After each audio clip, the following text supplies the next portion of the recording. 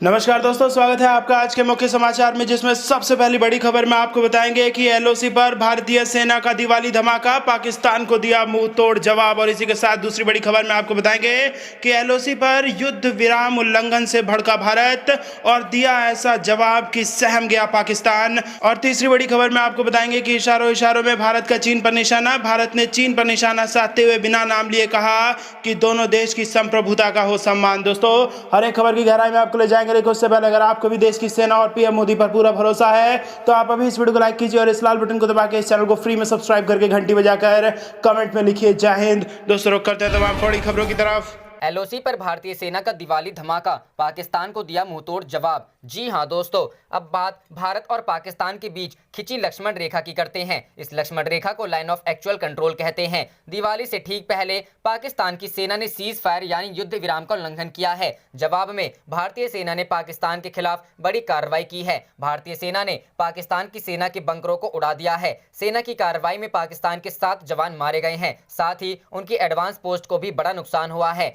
पाकिस्तान ने आज जम्मू कश्मीर के 5 सेक्टरों में सीज फायर का उल्लंघन किया। सीमा पार से हुई गोलाबारी में बीएसएफ के एक सब इंस्पेक्टर और भारतीय सेना के 3 जवान शहीद हो गए। पाकिस्तान की ओर से हुई फायरिंग में 3 स्थानीय लोग भी मारे गए हैं। अंतिम समय तक जो रिपोर्ट मिली है उसके मुताबिक अभी तक दोनों तरफ से फायरिंग जारी है। कल सुबह कैरन सेक्टर में पाकिस्तानी की सेना ने आतंकवादियों की घुसपैठ कराने की कोशिश की, जिसे भारतीय सेना ने विफल कर दिया। भारतीय सेना की कार्रवाई में सीमा पार आतंकवादियों के कई लॉन्च पैड भी तबाह हुए हैं। इससे पहले 7-8 नवंबर की रात को माचिल सेक्टर में आतंकवादियों ने घुसपैठ का प्रयास किया गया था, जिसे सेना ने असफल कर दिया था और 3 आतंकवादियों को मार गिराया था। रुक करते हैं अगली खबर की तरफ। एलओसी पर युद्ध विराम उल्लंघन से भारत भड़का, दिया ऐसा जवाब कि सहम गया पाकिस्तान। जी हां दोस्तों, जम्मू कश्मीर से अनुच्छेद 370 खत्म होने के बाद से ही पाकिस्तान बेचैन है। एक और जहां भारत के एक्शन ने जम्मू कश्मीर में आतंक की कब्र खोद दी है, वहीं दूसरी ओर पाकिस्तान आतंकियों की नई खेप की घुसपैठ कराने में सफल नहीं हो पा रहा है।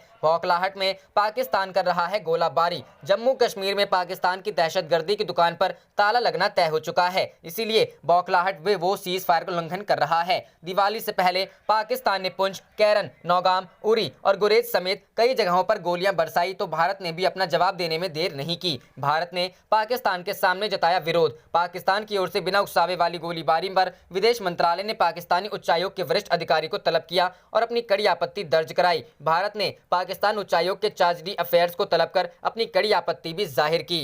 रुक करते हैं अगली खबर की तरफ। भारत ने चीन पर साधा निशाना, बिना नाम लिए कहा संप्रभुता का सम्मान हो। जी हां दोस्तों, विदेश मंत्री डॉक्टर एस जयशंकर ने 15वें ईस्ट एशिया समिट में शनिवार को भारत का प्रतिनिधित्व किया। इस सम्मेलन की अध्यक्षता वियतनाम के प्रधानमंत्री गुएन जुआन फुक ने की। वह आसियान के अध्यक्ष हैं। बहरहाल, चीन का नाम लिए बिना विदेश मंत्री ने दक्षिण चीन सागर में विश्वास खत्म करने वाले कदमों और घटनाओं को लेकर शनिवार को चिंता प्रकट की और इस बात पर जोर दिया कि अंतर्राष्ट्रीय कानूनों की अनुपालना और क्षेत्रीय अखंडता तथा संप्रभुता का सम्मान होना चाहिए। विदेश मंत्रालय की तरफ जारी बयान के अनुसार दक्षिण चीन सागर के मसले पर विदेश मंत्री जयशंकर ने उन कार्यों और घटनाओं को लेकर अपनी चिंता व्यक्त की जिससे क्षेत्र में भरोसा डगमगा रहा है। समाचार एजेंसी पीटीआई के अनुसार एस जयशंकर ने इस दौरान हिंद प्रशांत क्षेत्र के लिए हाल ही में कई देशों की ओर से घोषित नीतियों का हवाला दिया। उन्होंने कहा कि अगर अंतर्राष्ट्रीय सहयोग को लेकर प्रतिबद्धता हो तो विभिन्न दृष्टिकोण का समायोजन करना कभी चुनौतीपूर्ण नहीं होगा। विदेश मंत्री की यह टिप्पणी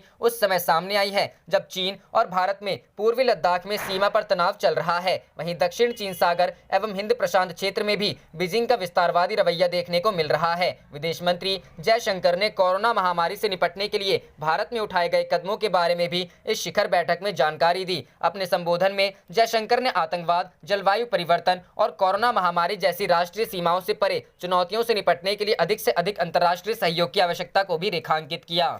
रुक करते हैं अगली खबर की तरफ। बिहार में नई सरकार के गठन और मुख्यमंत्री को लेकर एनडीए की अहम बैठक आज, केंद्रीय मंत्री भी होंगे शामिल। जी हां दोस्तों, बिहार में नई सरकार के गठन को लेकर तैयारियां तेज हो गई हैं। आज नीतीश कुमार को एनडीए विधायक दल का नेता चुन लिया जाएगा। इससे पहले एनडीए में शामिल सभी दलों की अलग अलग बैठकें होंगी जिनमें वे अपने अपने नेता को चुनेंगे। भाजपा विधायक दल के नेता का चुनाव कराने के लिए रक्षा मंत्री राजनाथ सिंह भी आज पटना आ रहे हैं। यह बैठक पार्टी के प्रदेश मुख्यालय में 10 बजे बुलाई गई है। बैठक में राजनाथ के अलावा बिहार चुनाव प्रभारी देवेंद्र फडणवीस और प्रभारी भूपेंद्र यादव भी मौजूद रहेंगे। इस बीच भाजपा अध्यक्ष जेपी नड्डा ने उप मुख्यमंत्री सुशील मोदी को दिल्ली बुलाया है, जहां पार्टी के वरिष्ठ नेताओं के साथ सरकार बनाने और मंत्रिमंडल के गठन को लेकर निर्णय लिया जाएगा। मीटिंग में बिहार के मुख्यमंत्री और जनता दल यूनाइटेड के राष्ट्रीय अध्यक्ष नीतीश कुमार को एनडीए का नेता चुना जा सकता है।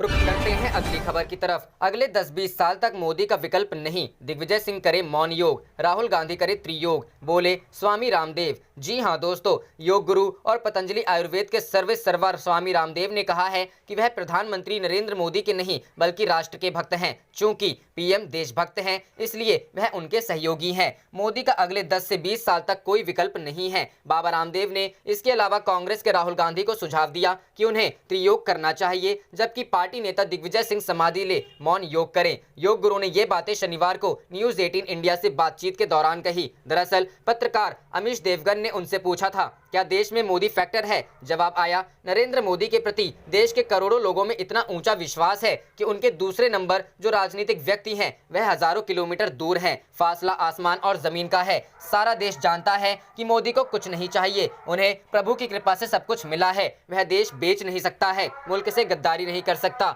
देश तोड़ नहीं सकता और छोड़ भी नहीं सकता। ऐसा व्यक्ति जिसका अपने लिए कुछ नहीं है, सब कुछ सिर्फ और सिर्फ मातृभूमि के लिए है। बकौल रामदेव, लोकतंत्र में सबसे बड़ा भरोसा इस समय किस पर है? इस वक्त भारतीय राजनीति में मोदी का कोई विकल्प अभी तक आने वाले 10 से 20 सालों में मुझे तो दिखता नहीं है। बाकी भगवान के विधान से कोई पैदा हो जाए तो दोबारा चर्चा कर लेंगे। आप मोदी भक्त हैं, इस आरोप पर जब सवाल हुआ तो उन्होंने कहा, मैं मोदी भक्त नहीं, राष्ट्र भक्त हूं। मैं प्रभु, गांव, गरीब, मजदूर, किसान, दलित, शोषित, वंचित, पिछड़ों का भक्त हूं। मैं सेवा करने वाला साधक, योगी और कर्मयोगी हूं। क्योंकि मोदी राष्ट्रभक्त है, इसलिए उनका सहयोगी हूं। सबको कहता हूं कि योगी बनो, उद्योगी बनो और अच्छे कामों में सहयोगी बनो। यही वेद का संदेश है, यही मर्म की बात है।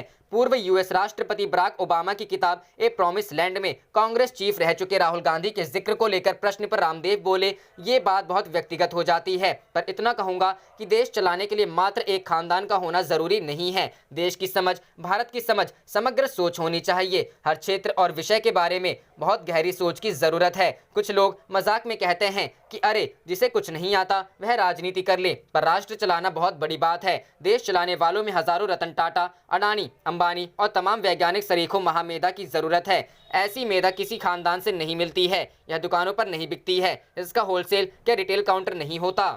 रुख करते हैं अगली खबर की तरफ। भारत अपने हितों के साथ रत्ती भर भी समझौता नहीं करेगा, देगा प्रचंड जवाब, जवानों संग बोले पीएम मोदी। जी हां दोस्तों, प्रधानमंत्री नरेंद्र मोदी शनिवार को जवानों के साथ दिवाली मनाने के लिए लोंगेवाला पहुंचे। प्रधानमंत्री ने भारतीय जवानों को संबोधित करते हुए कहा कि आज भारत के पास ताकत भी है और सही जवाब देने की राजनीतिक इच्छा शक्ति भी है। हमारी सैन्य ताकत ने हमारी बातचीत करने की क्षमता को कई गुना बढ़ा दिया है। आज भारत आतंक के आकाओं को घर में घुसकर मारता है। आज दुनिया ये जान रही है, समझ रही है कि ये देश अपने हितों से किसी भी कीमत पर रत्ती भर भी समझौता करने वाला नहीं। भारत का यह रुतबा और शक्ति जवानों के पराक्रम के कारण ही है। प्रधानमंत्री ने कहा कि आज भारत की रणनीति साफ है, स्पष्ट है। आज का भारत समझने और समझाने की नीति पर विश्वास करता है, लेकिन अगर हमें आजमाने की कोशिश होती है तो जवाब भी उतना ही प्रचंड मिलता है। पीएम मोदी ने कहा, हिमालय की बुलंदियां हो, रेगिस्तान का विस्तार हो, घने जंगल हो या फिर समंदर की गहराई हो, हर चुनौती पर हमेशा आपकी वीरता भारी पड़ी है।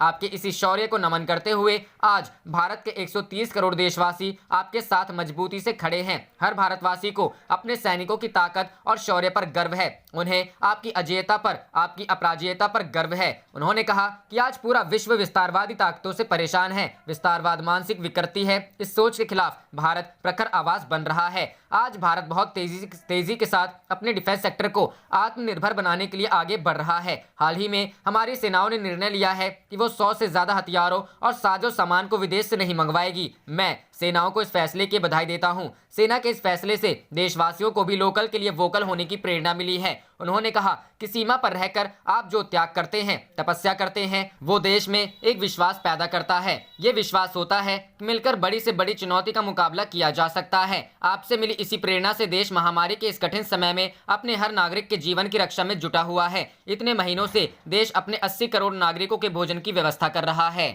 रुख करते हैं अगली खबर की तरफ। एलओसी पर गोलाबारी को लेकर भारत का सख्त रुख, पाकिस्तानी राजनयिक को तलब किया। जी हां दोस्तों, भारत ने नियंत्रण रेखा पर पाकिस्तानी सैनिकों की ओर से सीज फायर का उल्लंघन किए जाने को लेकर सख्त रुख अपनाते हुए पाकिस्तानी उच्चायोग के एक वरिष्ठ अधिकारी को तलब किया। भारत ने पाकिस्तान की इस नापाक हरकत के खिलाफ अपना कड़ा विरोध दर्ज कराया। पाक की कायराना हरकत की भारत ने कड़ी निंदा की। विदेश मंत्रालय ने अपने एक बयान में कहा कि भारत ने पाकिस्तानी सुरक्षा बलों द्वारा निर्दोष नागरिकों को जानबूझकर निशाना बनाने की कड़े शब्दों की निंदा की और कहा कि पाकिस्तान की ओर से त्योहारों के समय नियंत्रण रेखा पर गोलाबारी करके शांति भंग किया जाना और हिंसा भड़काना निंदनीय है। बयान में कहा गया, पाकिस्तान उच्चायोग के चार्ज डी अफेयर्स को विदेश मंत्रालय ने तलब किया था। उनके समक्ष पाकिस्तान के सीज फायर का बेवजह उल्लंघन करने को लेकर कड़ा विरोध दर्ज कराया गया। विदेश मंत्रालय ने यह भी कहा कि भारत ने सीमा पार से आतंकवादियों की घुसपैठ करने में पाकिस्तान के निरंतर सहयोग मिलने को लेकर भी कड़ा विरोध दर्ज कराया है। गौरतलब है कि पाकिस्तानी सैनिकों ने शुक्रवार को जम्मू कश्मीर में उरी सेक्टर से लेकर गुरेज सेक्टर के बीच कई स्थानों पर एलओसी पर सीज फायर का उल्लंघन किया, जिसमें 5 सुरक्षा कर्मियों सहित 11 लोगों की मौत हो गई। पाकिस्तान की इस कायराना हरकत का भारतीय सेना ने मुंहतोड़ जवाब दिया, जिससे पाक को बड़ा नुकसान उठाना पड़ा। भारतीय सैनिकों की जवाबी कार्रवाई में पाकिस्तानी सेना के 11 सैनिक मारे गए और 12 अन्य घायल हो गए। इसके अलावा उसके बुनियादी ढांचे को बड़ा नुकसान पहुंचाया गया है। रुख करते हैं अगली खबर की तरफ। एलएसी पर तापमान 0 से नीचे, कड़ाके की ठंड के बीच पीएलए के सामने डटकर खड़े हैं जाबाज जवान। जी हां दोस्तों, जम्मू कश्मीर और लद्दाख के ऊंचाई वाले इलाकों में शनिवार को ताज़ा हिमपात हुआ, जिसकी वजह से श्रीनगर लेह राजमार्ग को बंद करना पड़ा, जबकि निचले इलाकों में बारिश हुई। वहीं दौलत बेग ओल्डी सेक्टर में शुक्रवार रात बर्फबारी हुई और पूर्वी लद्दाख में 1597 किलोमीटर लंबी वास्तविक नियंत्रण रेखा पर तापमान 0 डिग्री से नीचे चला गया। इस हालात में भी भारतीय सेना के जवान सभी फ्रिक्शन एरिया में अपनी स्थिति से 1 इंच भी हटे नहीं हैं। इस साल मई महीने से ही भारतीय सेना के जवान पीपुल्स लिबरेशन आर्मी के सामने डटकर खड़े हैं। हिंदुस्तान टाइम्स की रिपोर्ट के अनुसार कड़ाके की ठंड में भी जमीन पर सेना की स्थिति या भारतीय कवच में कोई बदलाव नहीं हुआ है। कुछ रिपोर्टों में ऐसा अनुमान लगाया गया है कि भारत और चीन दोनों ने फ्रिक्शन पॉइंट्स पर गश्त करने वाले क्षेत्रों से सैनिकों को हटाने का फैसला किया है। मौसम के कहर को देखते हुए भारतीय सैनिकों को स्नो टेंट और इग्लू में रखा गया है, जो कि एलएसी के पार कंटेनर में रहते हैं। भारतीय सेना पूरी तरह से विशेष बलों के साथ एलएसी पर तैनात होने के साथ ही सीमा सड़क संगठन ने सभी उच्च पर्वतीय दरों मार्शमिक अल्लाह पूरी सर्दियों में सेना की आवाजाही के लिए खुला है। टॉप स्तर के सेना के एक कमांडर ने कहा, भारत और चीन के बीच अभी भी सैन्य कमांडर स्तर की बातचीत जारी है, जिससे पता चलता है कि फ्रिक्शन पॉइंट्स पर गश्त करने वाले क्षेत्रों से सैनिकों को हटाने का फैसला केवल अटकलें हैं। भारतीय सैनिकों की स्थिति में कोई बदलाव नहीं किया गया है और जवान पीएलए एवं खराब मौसम से उत्पन्न चुनौतियों का सामना करने के लिए तैयार हैं। एक पूर्व सेना प्रमुख और एक शीर्ष स्तर के राजनयिक ने कहा कि एलएसी पर सफलता आसानी से हासिल नहीं होगी, क्योंकि दोनों पक्ष एक दूसरे की क्षमता और मौसम के खिलाफ खड़े होने की दक्षता का परीक्षण कर रहे हैं। यह एक बहुत ही चौकन्ना रहने वाला खेल है, जिसमें पलक झपकते ही हार और जीत का फैसला होता है। रुख करते हैं अगली खबर की तरफ। पाकिस्तान ने माना भारतीय सेना ने पीओके में मचाई सबसे बड़ी तबाही, निशाने पर आए इमरान खान। जी हां दोस्तों, भारतीयों के प्रकाश पर्व दीपावली को काली करने की पाकिस्तानी सेना की नापाक हरकत खुद उसे ही बड़ी भारी पड़ी है। जम्मू कश्मीर में नियंत्रण रेखा पर सीज फायर उल्लंघन करके गोलाबारी करने वाली पाकिस्तानी सेना को 11 जवानों से हाथ धोना पड़ा और भारतीय सेना के भीषण हमले ने उन्हें भागने को मजबूर कर दिया। भारत के जोरदार पलटवार को एक तरफ जहां पाकिस्तानी सेना छिपाने में लगी हुई है, वहीं पाक अधिकृत कश्मीर के नेताओं ने माना है कि पीओके के नीलम और लीपा घाटी में भारतीय सेना ने अब तक की सबसे बड़ी तबाही मचाई है। पाकिस्तानी अखबार डॉन की रिपोर्ट के मुताबिक पीओके के सिविल डिफेंस और आपदा प्रबंधन मामलों के सेक्रेटरी सैयद शाहिद मोहिउद्दीन कादरी ने माना कि भारतीय सेना ने नीलम घाटी, लीपा घाटी और मुजफ्फराबाद जिले के नौशेरा सेक्टर में भीषण तबाही मचाई है। उन्होंने कहा कि नीलम घाटी में भारत की ओर से की गई यह अब तक की सबसे बड़ी गोलाबारी है। इस पहले पिछले साल भी भारत की ओर से पिछले साल जोरदार बमबारी की गई थी। पीओके के नेताओं के निशाने पर इमरान खान। नीलम घाटी के उपायुक्त राजा महमूद शाहिद ने कहा कि गोलाबारी में 4 लोगों की मौत हो गई है और 25 से ज्यादा लोग घायल हो गए हैं। पाकिस्तान ने दावा किया कि इस हमले में कम से कम 15 घर तबाह हो गए हैं। उधर भारत के इस जोरदार पलटवार से घबराए पीओके के कथित प्रधानमंत्री राजा फारूक हैदर ने प्रधानमंत्री इमरान खान पर निशाना साधा। उन्होंने कहा कि प्रधानमंत्री इमरान खान को बताना चाहिए कि नियंत्रण रेखा पर नागरिकों की सुरक्षा के लिए कौन जिम्मेदार है और हमें कब तक इस तरह की भीषण तबाही का सामना करना पड़ेगा। पाकिस्तानी संसद सीनेट के डिप्यूटी चेयरमैन सलीम मंडवीवाला ने एलओसी का दौरा करके कहा कि भारतीय सेना गोले नहीं बल्कि बम बरसा रही है। बता दें कि भारतीय सेना की जवाबी कार्रवाई में कम से कम 11 पाक सैनिक मारे गए हैं और कई घायल हो गए हैं। पाकिस्तानी अखबार डॉन ने सेना के हवाले से कहा कि एक पाकिस्तानी सैनिक की जान गई है और 4 नागरिक मारे गए हैं, साथ ही 12 नागरिक और 5 सैनिक घायल हुए हैं। डॉन ने DGISPR के हवाले से ट्वीट किया है कि भारतीय सेना ने राक चिकरी और खंजर सेक्टर में आम नागरिकों को रॉकेट और मोर्टार का निशाना बनाया। रुख करते हैं अगली खबर की तरफ। राजनाथ सिंह की मौजूदगी में मुख्यमंत्री और उप मुख्यमंत्री के नामों पर लगेगी मुहर, जानिए क्या है संकेत। जी हां दोस्तों, बिहार में राष्ट्रीय जनतांत्रिक गठबंधन की जीत के बाद सरकार गठन को लेकर हलचल तेज है। रविवार 15 नवंबर को पटना में एनडीए विधानमंडल दल की बैठक होगी, जिसमें मुख्यमंत्री और उप मुख्यमंत्री के नामों पर मुहर लगेगी। सूत्रों के मुताबिक इस बैठक में रक्षा मंत्री राजनाथ सिंह भी मौजूद रहेंगे। केंद्र सरकार में नंबर 2 राजनाथ के इस बैठक में रहने को लेकर अटकलों का दौर चल रहा है। माना जा रहा है कि बैठक में कुछ अहम फैसले हो सकते हैं। चर्चा ये भी है कि इस बार बीजेपी उप मुख्यमंत्री के तौर पर नया चेहरा ला सकती है। राजनाथ क्यों होंगे शामिल? रक्षा मंत्री राजनाथ सिंह के एनडीए विधानमंडल दल की बैठक में मौजूदगी की खबर से अटकलों का बाजार गर्म है। राजनीतिक विश्लेषकों का कहना है कि राजनाथ सिंह बीजेपी के तो ताकतवर नेता हैं ही, जेडीयू में भी उनकी अच्छी स्वीकार्यता है। नीतीश कुमार के साथ उनके काफी अच्छे संबंध है। जिस तरह का जनादेश इस बार बिहार में आया है, उससे काफी राजनीतिक उप मुख्यमंत्री बदलेगी बीजेपी। राजनीतिक हलकों में यह भी चर्चा है कि बीजेपी इस बार सुशील मोदी का भूमिका में बदलाव करने जा रही है। सुमो के केंद्र में जिम्मेदारी दी जा सकती है। बिहार में किसी ऐसे चेहरे को उप मुख्यमंत्री का पद सौंपा जा सकता है जिसे बीजेपी 2015 में सीएम फेस के तौर पर पेश कर सके, क्योंकि माना जा रहा है कि यह नीतीश कुमार का मुख्यमंत्री के तौर पर यह आखिरी कार्यकाल होगा। खुद नीतीश कह चुके हैं कि यह उनका आखिरी चुनाव है। नई सरकार के लिए चल रही है प्रक्रिया।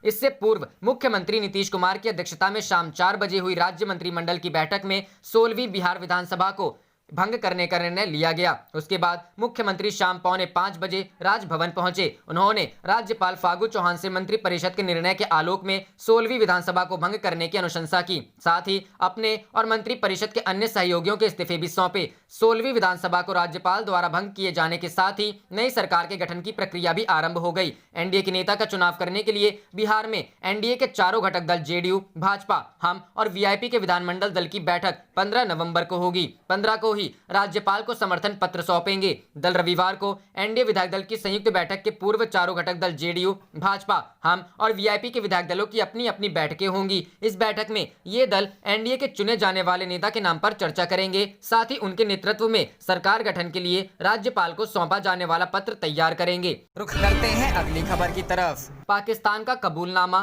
पीओके में मची बड़ी तबाही, इमरान की हुई हालत खराब। जी हां दोस्तों, अपनी काली करतूतों से बाज ना आने वाला पाकिस्तान एक बार फिर नियंत्रण रेखा पर हमला किया है, जिसके जवाब में भारतीय सेनाओं ने पाकिस्तानी सेना के 11 जवानों को मार गिराया है। भारतीय जवानों के हमले से पाकिस्तानी सेना दुम दबाकर अपने सीमा में वापस चले गए। वहीं घाटी में हुए हमले को पीओके ने अब तक का सबसे बड़ा भयानक हमला माना जा रहा है। पाक ने फिर से किया सीज फायर का उल्लंघन। भारत के लोग दिवाली का जश्न धूमधाम से मना रहे हैं, वहीं पाकिस्तान भारतीयों की दिवाली काली करने के लिए आए दिन नियंत्रण रेखा पर गोलाबारी कर रहे हैं। बता दें कि पाकिस्तान ने शुक्रवार को एलओसी पर सीज फायर का उल्लंघन करते हुए पीओके की घाटी में ताबड़तोड़ हमले किए, जिसके बाद भारतीय सेनाओं ने पाकिस्तान की इन नापाक हरकतों का मुंहतोड़ जवाब दिया। भारतीय हमले में पाकिस्तान के 11 जवानों की मौत हो गई। अपने जवानों की मौत और नापाक हरकतों को पाकिस्तान छुपाने की कोशिश कर रहा है, लेकिन इस कोशिश को पर्दाफाश करते हुए पीओके के नेताओं ने घाटी में हुए गोलाबारी को कबूला है। पीओके के नेताओं ने अपने कबूलनामे में कहा कि नीलम और लीपा घाटी में जो हमले हुए हैं वह अब तक के सबसे बड़े हमले हैं। पीओके के नागरिक सुरक्षा और आपदा प्रबंधन सचिव सैयद शाहिद मोहिद्दीन कादरी ने पाक सेनाओं के काली करतूतों का पर्दाफाश किया है। उन्होंने बताया है कि भारतीय सेनाओं ने शुक्रवार को पीओके के नीलम और लेपा घाटियों में एक साथ गोलाबारी की, जिसके बाद ये फैसला बढ़ते हुए मुजफ्फराबाद के नौशेरी सेक्टर तक पहुंच गई। सैयद शाहिद ने पाकिस्तानी अखबार को यह जानकारी देते हुए कहा कि यह हमला पीओके की घाटी में अब तक का सबसे बड़ा हमला था। इस हमले में करीब 25 स्थानीय लोग घायल हुए हैं। बता दें कि इस साल पाकिस्तान ने लगभग 4000 से ज्यादा बार सीज फायर का उल्लंघन करते हुए गोलीबारी की।